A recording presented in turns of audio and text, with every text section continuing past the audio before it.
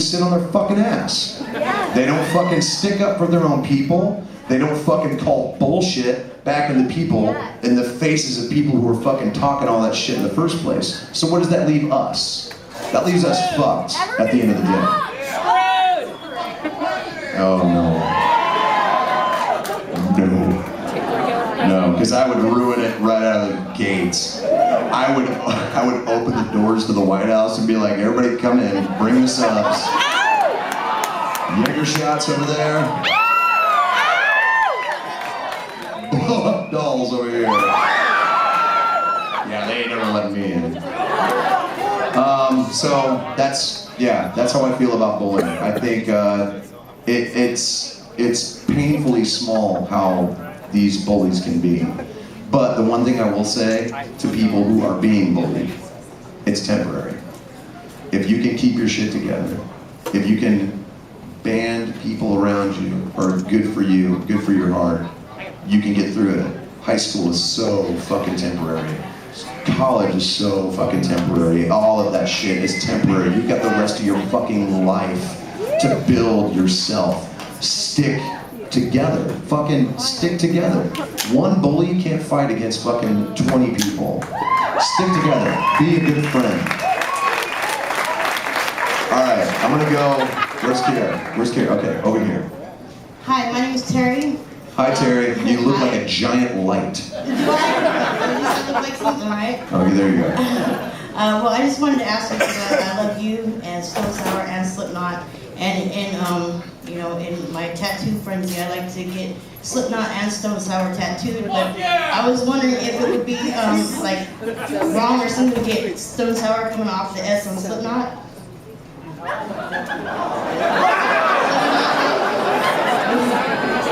Oh. That's interesting. I can say it wouldn't piss me off. There's some people in a couple of my bands that would be pissed off. I'm gonna say, yeah, go ahead, fucking do it. You know what? Fucking do it! Thank you, Corey. You're welcome, thank you. Alright, yes dear. Okay, we have a debate going on over here. Oh shit, hold on, we got a debate. Everyone freeze!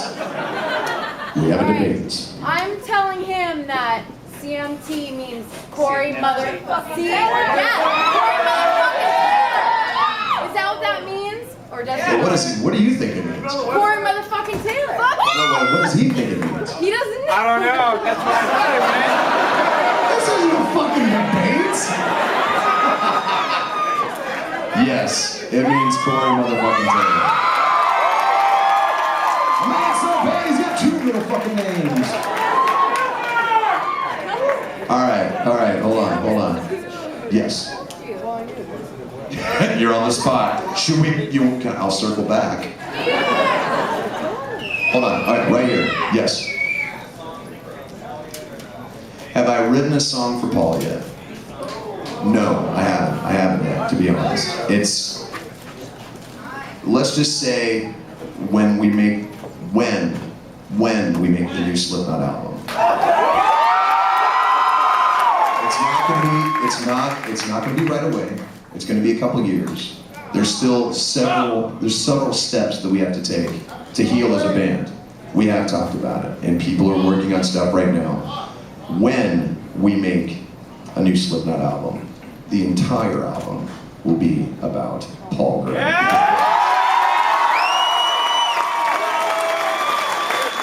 Because a man like Paul Gray, he doesn't deserve just one song. He deserves a collection of songs. He deserves a lot of songs.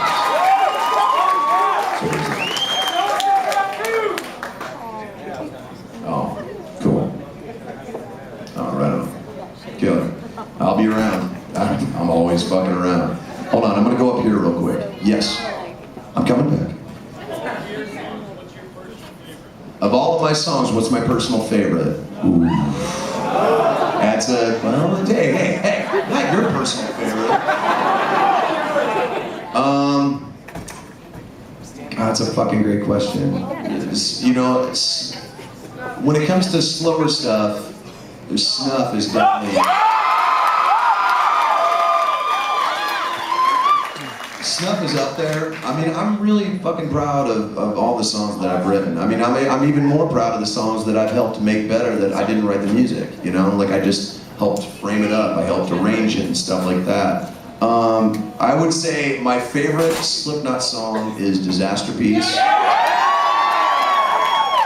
And my favorite Stone Sour song right now, as it stands, is probably, and it's ironic, because I wasn't so sold on the music at first, but when the music and the lyrics came together and we recorded it, Say You'll Haunt Me is a fucking fantastic song.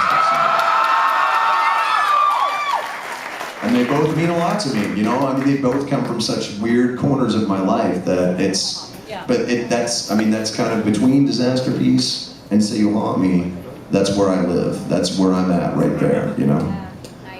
Let's see, yes, okay, yes, hold on, yes. Baby Jessie's first concert right here. Okay. Okay, that's not so much a question. Okay, there you go. See that? Okay, what do you say? What do you say? Yes, I'll give you one. Don't all of you get ideas. I'll have so many. I won't be able to play the fucking show. I'll be like, shit. I'll take my shoe off. There you go. There you go. You're welcome. Alright, hold on. We got time for a few more. Yes, sir. Yes. First of all, I just want to say we drove to Pismo Beach to come say hi to you.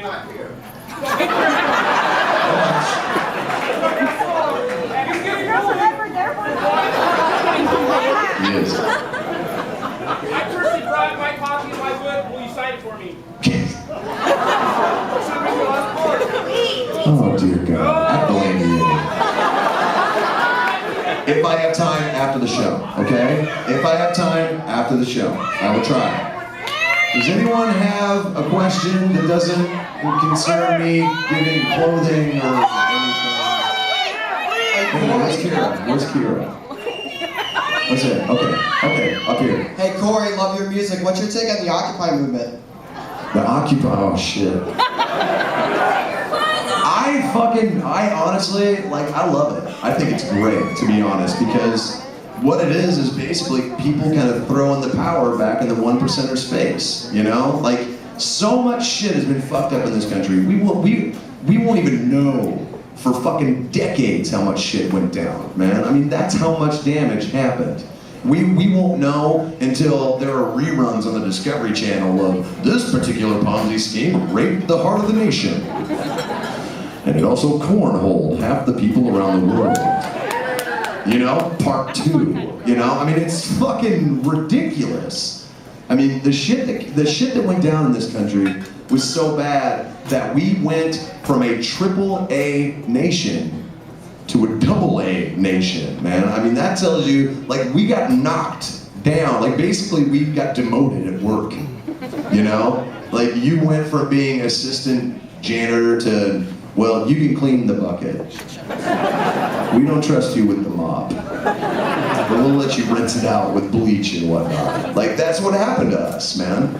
And it's because, I have a few theories about it, nothing that I'm gonna get too fucking in-depth about, but I think the Occupy movement is actually doing something where they're throwing it in fucking people's face. Because one of the things that this country was founded upon was the fact that we have the right to gather. We have the right to fucking gather and protest when we feel shit is wrong. And I think the people in the upper 1% have taken it for granted that we're just gonna fucking kowtow to whatever the fuck they say. And guess what? They can suck it, as far as I'm concerned.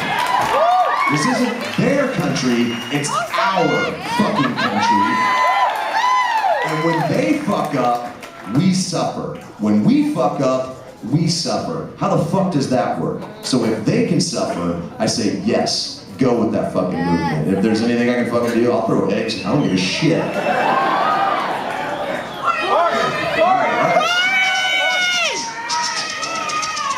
That's really not gonna work. Okay, it'll work this once. There you go. Yes, dear. What's your favorite sexual position and why?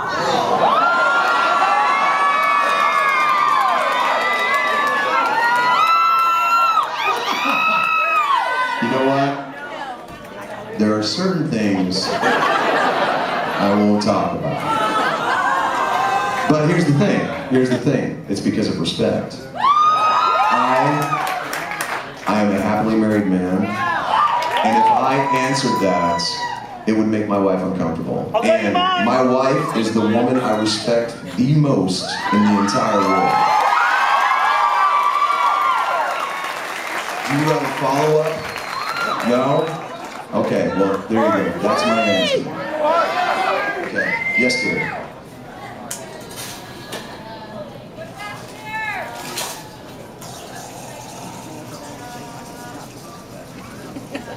The video Snuff. What was going through my head during the Snuff video?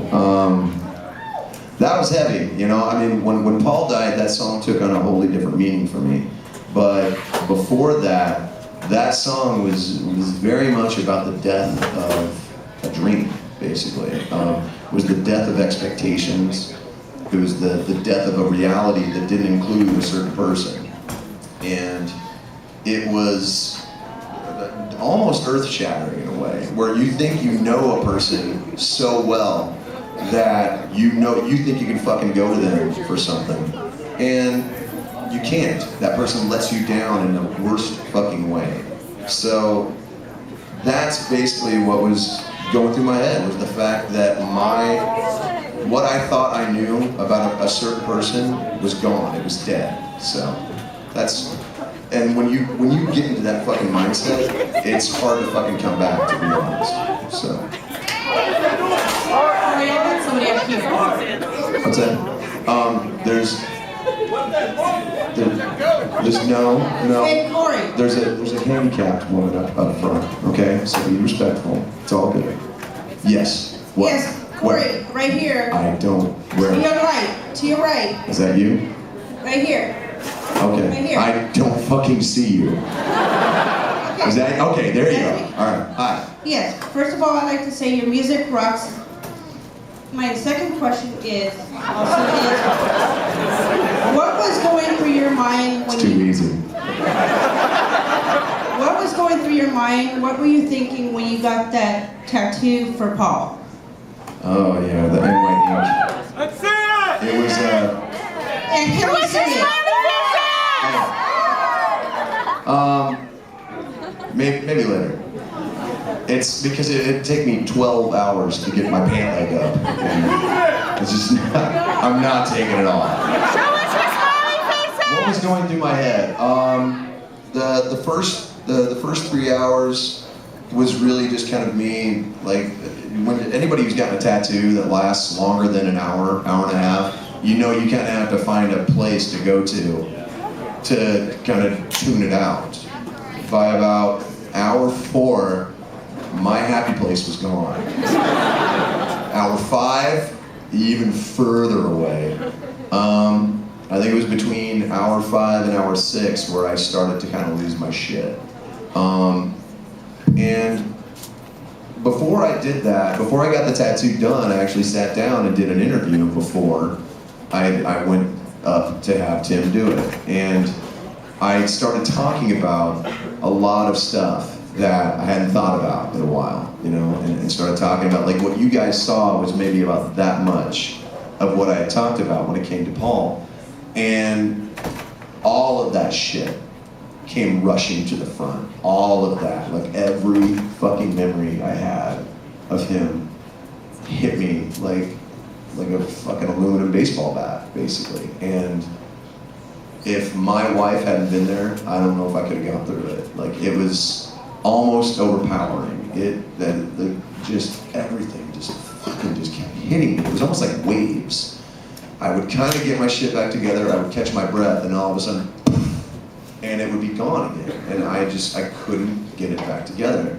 And by the time it was done, I was so numb that it was almost pure elation. Like, it was done, I could stop, but my body had gone through so much shit that I was sick for 3 days after that, like physically sick. And I just remember looking at it in the mirror after a few days. Like, I just remember looking in the mirror and just being like, holy shit, that's like the best tattoo I've ever had, you know?